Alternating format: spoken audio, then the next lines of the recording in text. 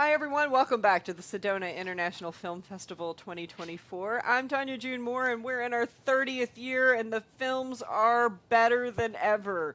My goodness, it feels like we're getting the cream of the crop this year, and we're very excited to have filmmakers with us. This is the Filmmakers Festival, and I want to give a huge shout out to the Sedona community, everyone out there that makes this festival possible, from the hotels and restaurants to the volunteers and the board members and everybody in between. Thank you so much. And I have another film and another filmmaker. Please introduce yourself and your film. Name's Leif Bristow, and the film is Dancing Through the Shadow. I want to run the trailer, but let's give people your take on what this film is about. Well, I think in its shortest answer, it's a love story. Yeah.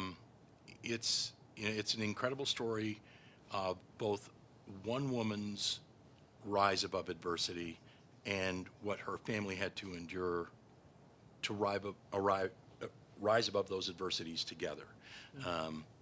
Tia never lost faith in her family, in her drive to bring her family together, and so this really shows how that whole family, against the backdrop of the Cultural Revolution and kind of beyond that period, how they really did rise above it. And I think at its central core, it's driven by love. Well, the audiences are really going to respond, so let's watch the trailer so everybody can get caught up, including me.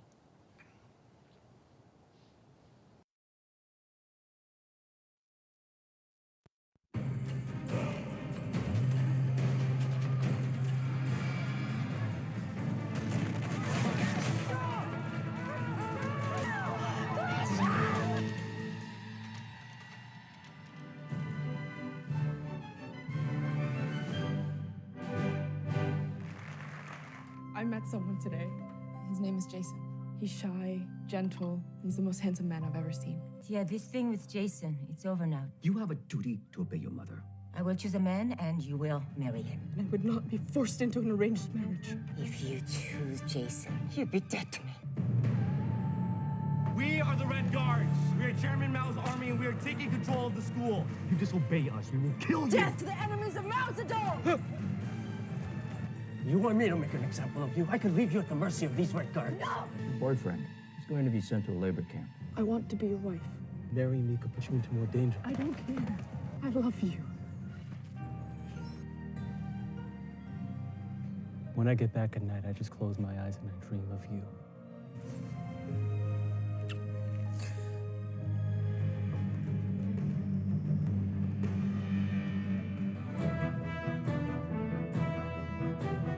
My name is Tia. We would like to invite you to London. London, England. Yes, on a cultural exchange. How was your trip? London is amazing. I want us to live there. You have to be more careful. Are you scared? I'm used to living in fear. Have you ever thought of leaving? Yes. You helped Baryshnikov defect from Russia. I did. It could be very dangerous to you. If word gets out, we'll be arrested.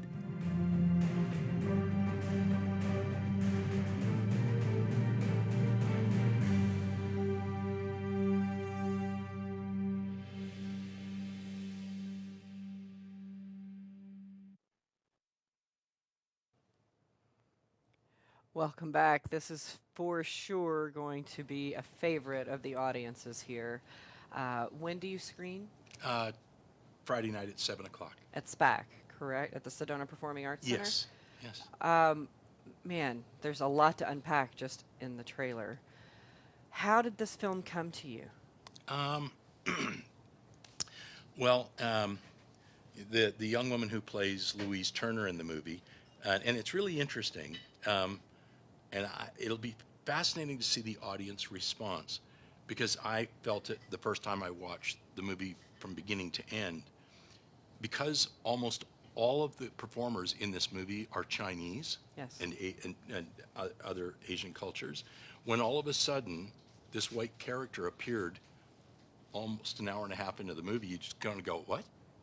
They come out of a dream almost. Well, it's like they felt out of place. Yes. But the young woman who plays Louise Turner, who invited Tia to come to London. That's actually our daughter. And she does a lot of Hallmark movies. So we go to film festivals and people always want to come and see Brittany from the Hallmark movies. But she graduated from Canada's National Ballet School. And Tia Zhang was her teacher in her final year. So I'd heard about her story from the school, and so I talked to my wife, and my wife spent 2 years with Tia interviewing her, and for the first time in Tia's life, she told her story to someone. And so it took a 7-year period because of Tia's dance schedule, and then after that, there's a book on Amazon, Dancing Through the Shadow, that my wife wrote, and then we did the screenplay. And a lot of people say, well, I'm obviously not Chinese. So, and for some people that they go, why are you doing this film about Chinese culture? And because clearly I don't have a lot of knowledge either. So many people within the community and Tia's friends said, would I make the movie? Because it's not something that a lot of Chinese people and filmmakers could actually make, because many of my actors in this movie were actually threatened for the making of the movie. Wow. And as a matter of fact, the Chinese government in Canada called one of our funding agencies and told them not to fund this film. Still. Yeah. And the reason is it's Tia defected. She went to the very first ballet school in China. And as you can see in the trailer, it alludes to, at a certain point, she met Jason. They stood next to each other for 8 hours posing for a statue that still stands at Worker Stadium, but they weren't allowed to speak to each other. And she fell in love with him. And then she tried to find a way to keep contact, and eventually she did, but Mother said she couldn't marry him because he was too tall. He was a hurdler. And as you saw in the trailer, Mother said she was going to do an arranged marriage, which put a lot of strain in the family because Tia refused. And she insisted on marrying Jason. Finally, Mother agreed that she could marry him as long as he got an education. And because he was part of the military athletic team and had suffered an injury, he enrolled in the Beijing University Chinese medical program. So he became a practitioner of Chinese medicine. And during his studies, at some point, he asked a question that was not appropriate to ask on behalf of his team. And on the day that he was graduated, he was notified he was being sent to a labor camp close to the Russian border that most people never returned from. But because he had studied Chinese medicine, he was treated a little bit better because he became, in a sense, the doctor in that community. And you saw in the film the section with all the snow.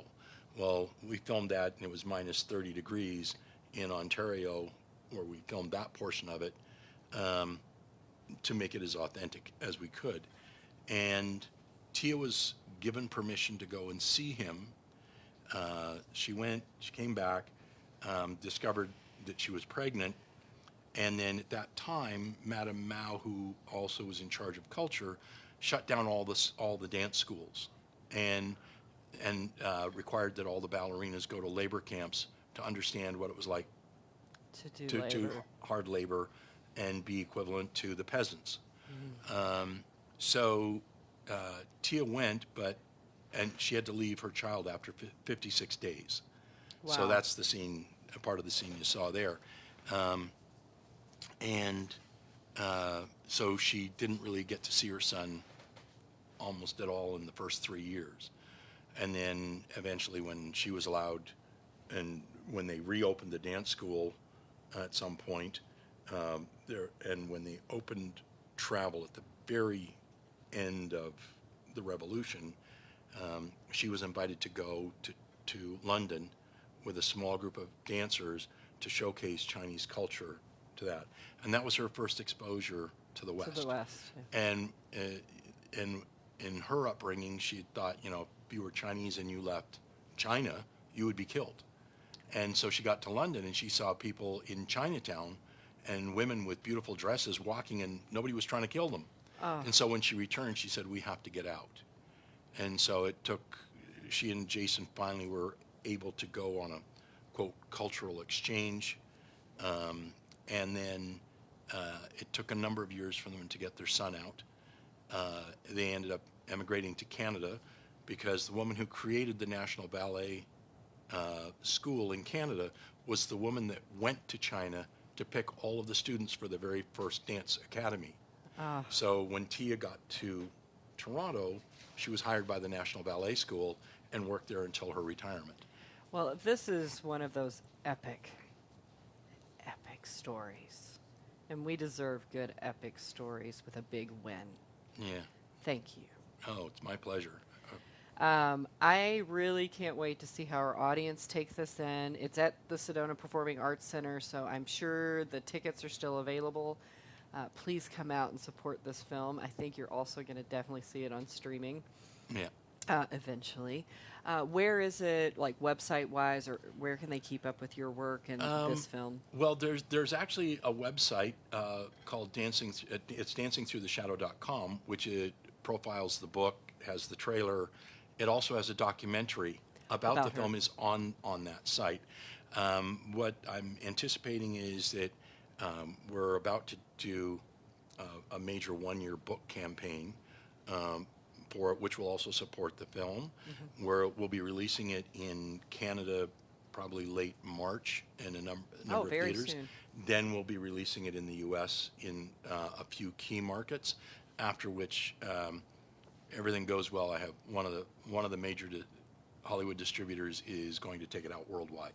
Oh, I love that. They manage a lot of our library currently, so Awesome. so with any luck. And at the screening, both Agnes, who wrote the book, and the screenplay will be there, and so will Russell Ewan, who plays the father in the movie. Okay.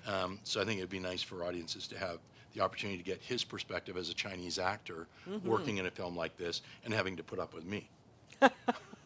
I don't think that's a problem. You're doing good. I think you're doing really, really well. Thank you. So everybody, please come out and see this film. Support it. It'll be a great way to kind of end our festival. And we always do something major at the end of this festival every year. And I wish you the best of luck at this festival. Thank you so much. It's an honor to be here. We love you being here on our 30th year. Congratulations. Thank you. And you know, I've been asking this, and I'm going to throw it out there for a short answer. What was it like getting into this festival?